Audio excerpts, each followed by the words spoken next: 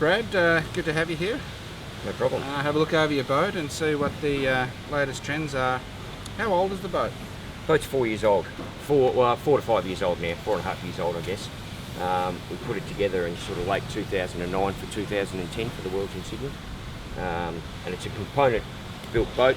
We bought all the parts in from Canada. They're built in an autoclave out of pre-preg Nomex, carbon and Nomex. They're actually cooked in an autoclave at the same factory where they make all the American NASCARs. Okay. So it's a pretty high-tech factory where it was manufactured. So it comes over in a container as a hull? There was the hull, the deck. The deck is actually has a joint in it here and here. So there's a deck mould that goes down the centre here.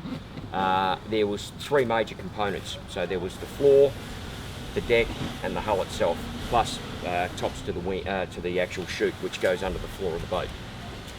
Yeah, right. So just looking at it, we've got your spinnaker chute here at the front, which has sort of been a long tradition. Yeah. I guess for about 15 or so years.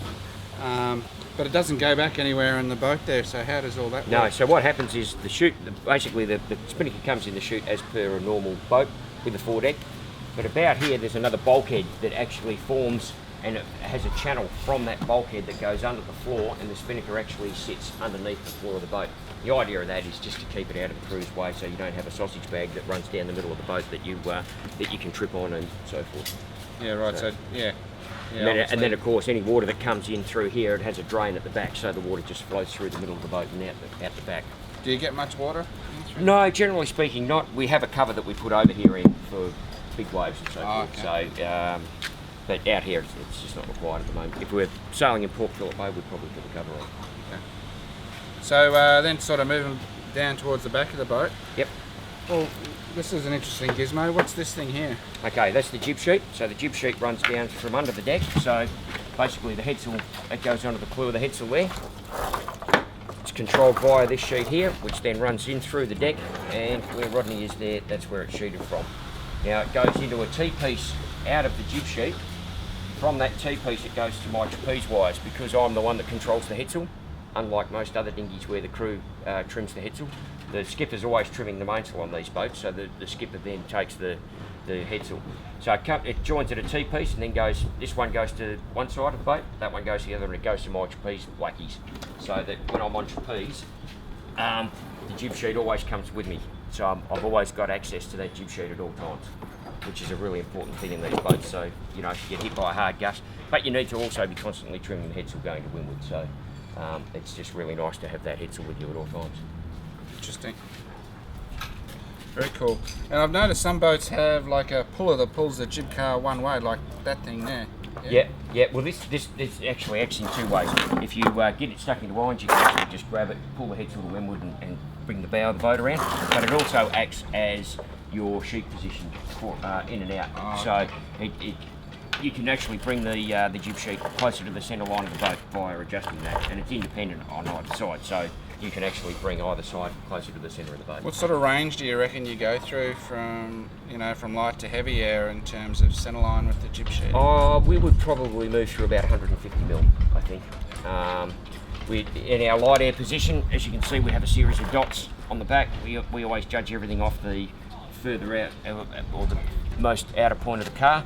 So that's probably our light air setting there, and then we just gradually go back through it until we go out to the side of the boat completely. Very good. That's the breeze and creases. I guess while we're here, we got the kite sheets, and you were talking a little bit earlier about yeah. Okay.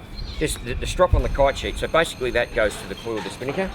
The reason we do that rather than tying a big bulky knot onto the end of the spinnaker is when you're driving a spinnaker in these boats, you can imagine that you've got your headsail on the forestay. When you've got a big a knot, so to speak, on the end of a spinnaker, as it goes round here, it tends to catch and snag on the actual forestay and the luff of the jib. So what we do in this case is, rather than doing that, we just run a little bit of Dyneema, splice it through the middle of the rope, we tie the spinnaker to that. So when it jibes, it's got a smooth transition around the forestay every time. It can never catch. So it just makes life a whole lot easier. One, it's kinder to the jib, and 2, you don't get caught and end up capsizing because your spinnaker's snagged on the jib. Okay, so now we're back to the mast. So how old's this mast and what sort of setup is it? Sort of stiff, soft, medium? Okay, this is incredibly stiff. This is a CST high modulus mast that we developed with Chris Dixon. I developed this back in 2013 when we were going to Toronto. Because we're one of the heavier weight crews in the fleet, we needed a really stiff mast for light air.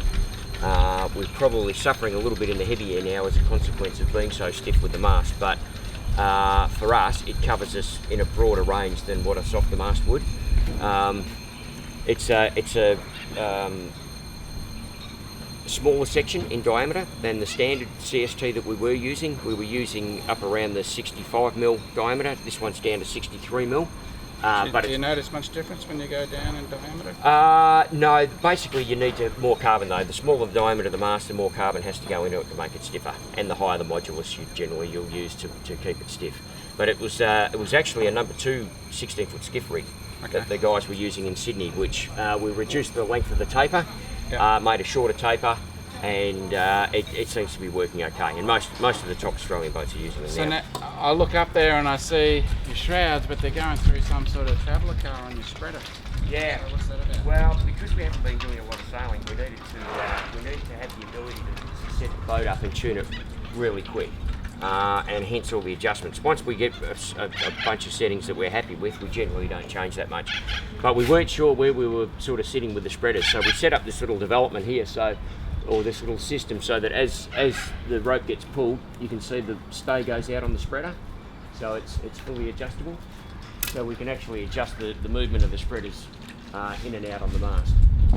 Right, so essentially it makes the mast stiffer or softer. Stiffer or softer, yeah, and can change the depth of the actual sail itself.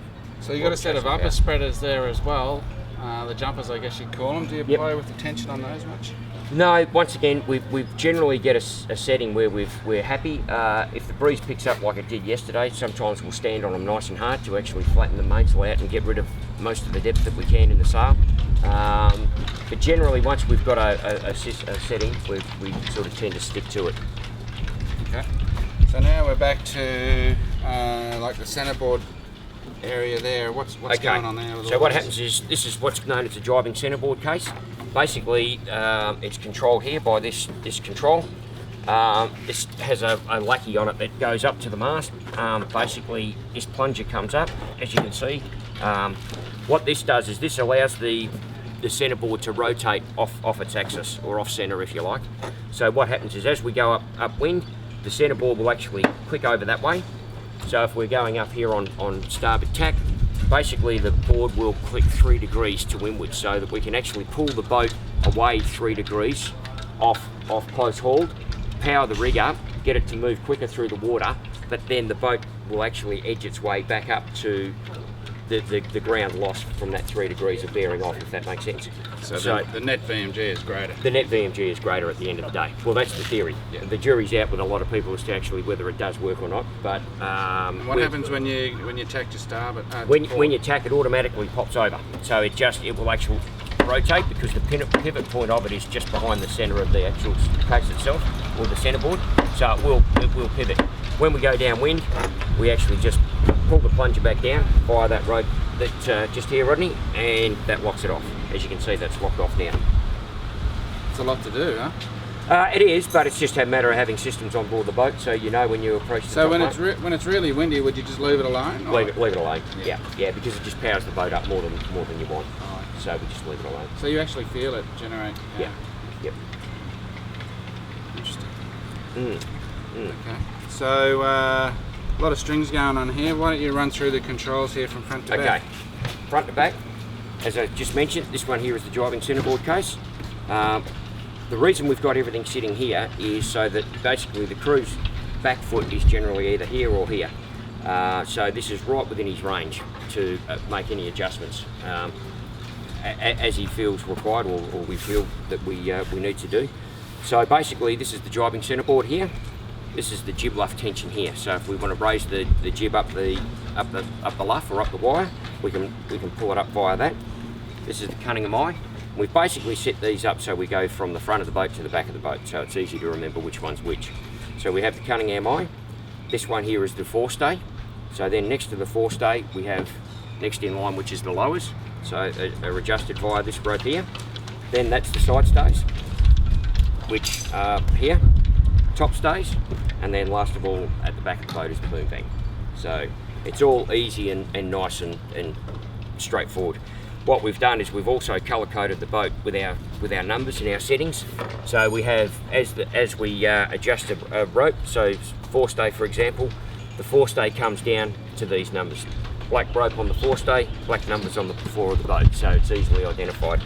Red on the side stays, red numbers on the boat.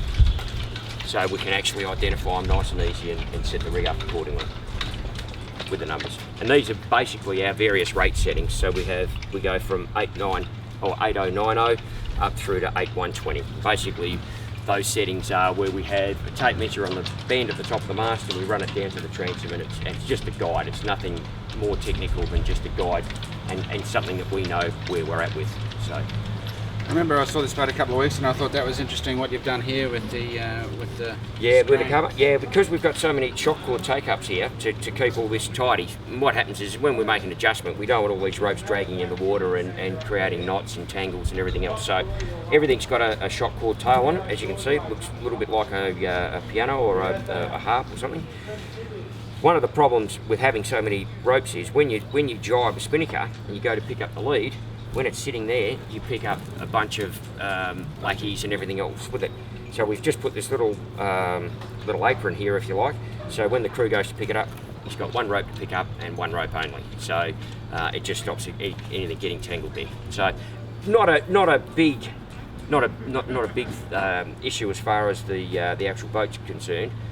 Or anything that just eliminates another mistakes. problem. Yeah, just cuts out the little errors that can cost you big time in a race or potentially cause a capsize.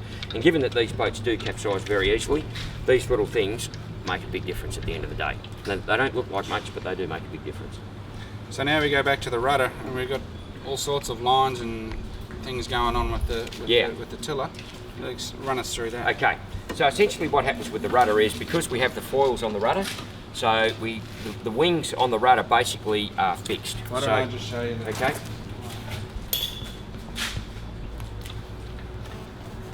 I'll leave it in the cover. So what happens with the rudder is essentially the wings don't rotate at all on the rudder. So the wings are fixed on the rudder. So we need to be able to have the ability to change the pitch on these foils. And the way we do that is because it's locked into the rudder box.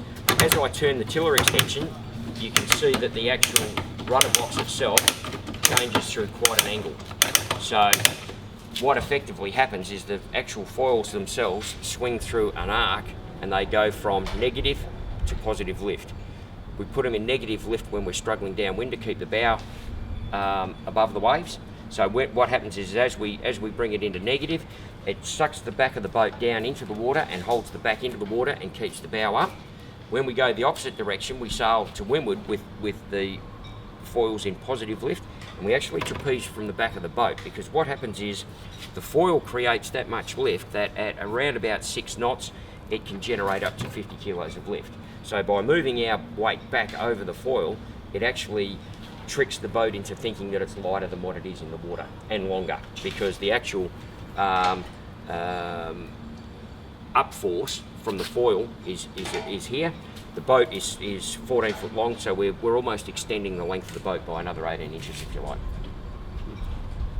So I also noticed in some boats, are these like frames? Are they allowed to be flush with the hull at all? Or? No, not allowed to be flush. they're not. The frame is not allowed to be used as a planing device in any way, shape, or form. It cannot form an extension of the hull. Are you allowed to trapeze off it or do anything like that? No, definitely not. It's something that has been discussed for many years. There may be rule changes down the track to allow that to take place, but at this point in time, no, you can't.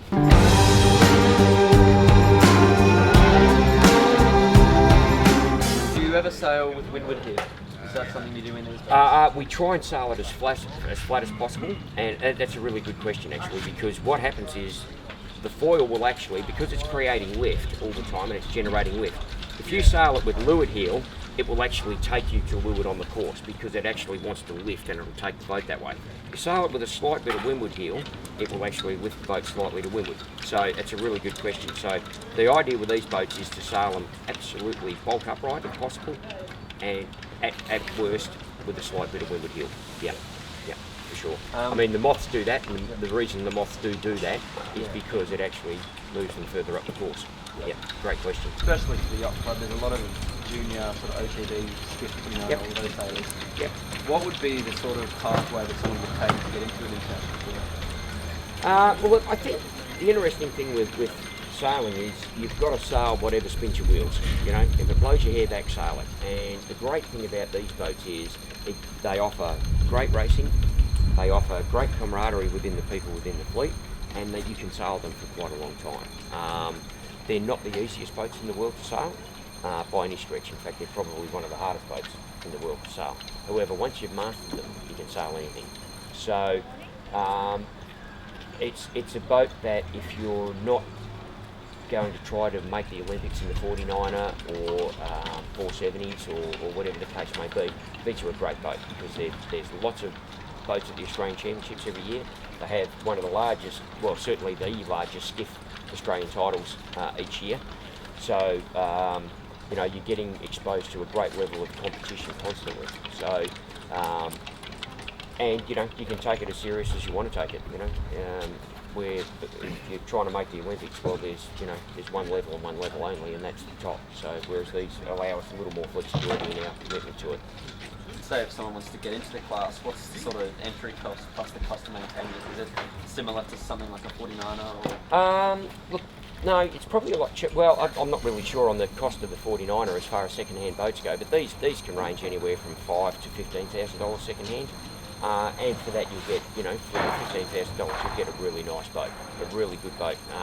And I know these guys sailing in the fleet here at the moment that paid around that sort of dollar mark that would be very close to the top 10 in the world at the moment, you know, in their boats. I know Scott Cunningham's one guy who may have paid around that figure for his boat, and he's sailing exceptionally well. He's a good sailor, sailing exceptionally well, and you know, he's had some great results, top 10 results in this regatta. So, you know, for not a huge amount of money, in real terms, you know, when you're talking boats, you can be quite competitive.